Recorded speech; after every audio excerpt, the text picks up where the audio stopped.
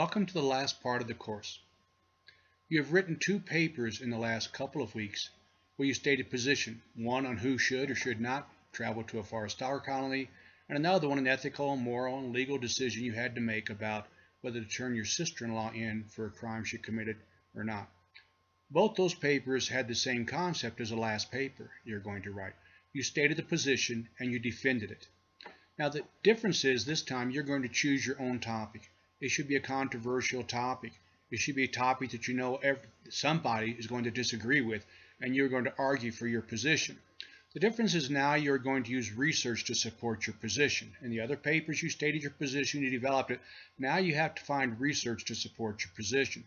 So in the next couple of weeks we're going to be working on how to research, how to find things in the library, and how to use that research. How to cite those using the correct citations in the paper, create a references page, and create a scholarly research paper, the process of which you will continue to build on in Composition 2 and in other courses as well. So this is an important piece not only for this course and for this program, but for your continued success as a writer. The position paper is a relatively short paper, and it is going to state, as I said, you're going to choose a topic that you know is controversial, and you're going to state your position on it and find research to support it. Now, there are a lot of controversial topics out there, and what you have to be careful is you don't try to do too much when you choose a topic. For example, what if you want to write about being for or against gun control laws? There are a lot of different gun control laws out there. Some of those you may agree with, some you may not. You may disagree with, some you may not disagree with.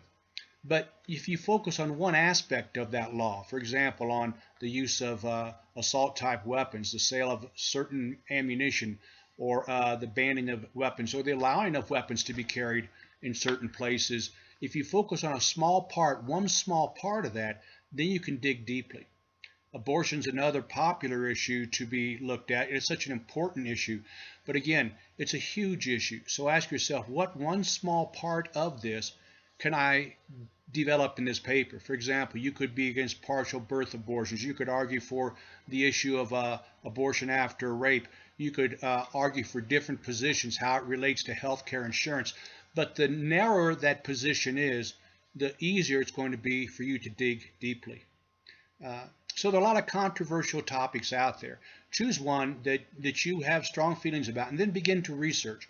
Use the library at Kansas City, Kansas Community College to begin to research for ideas. And you'll find that as you do the research, you'll see different ways to go that you may not have thought of. So the important first part of this is going to be to make sure that you begin to research to see what's out there. You may change your ideas. Now, there are going to be discussions where you do invention, where you do outline, where you do rough draft. You get feedback from your fellow students. You get feedback from me. Pay attention to that feedback, because this final paper takes several weeks to develop, and you want to make sure that you have the opportunity to revise and develop this paper. So I really enjoyed reading your work and look forward to working with you as you develop this last paper on position paper. Let me know if I can help you in any way.